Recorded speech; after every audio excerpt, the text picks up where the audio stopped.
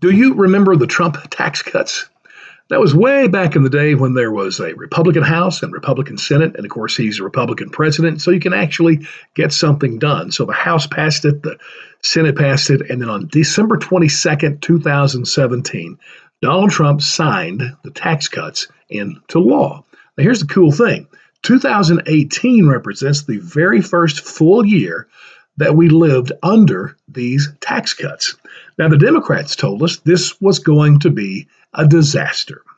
And of course, Republicans said, oh, no, this is going to be great for the economy and for people to have more money in their pockets. And of course, the Democrats would say, well, it's just a break for the rich and the big corporations.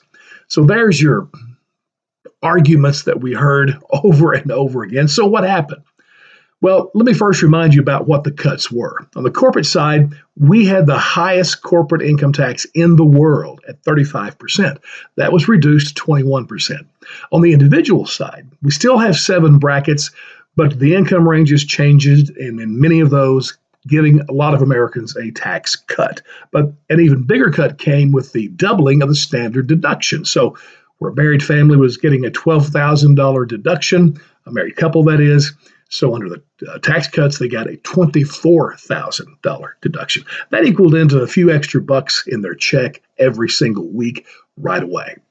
Now, here's the end result. And you probably haven't heard this much because, well, the press is liberal. They don't want to talk about this.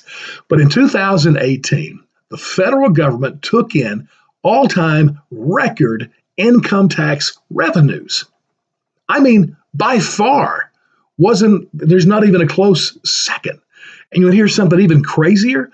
We're on pace so far in 2019 to way surpass the record set in 2018 for federal income tax revenues. I mean, that's insane. Now, again, your liberal economists would say, well, that's because, the economy was stronger. And so that's where the revenues came from. Now, the conservative economists would say, yeah, okay, we'll give you that. But guess what?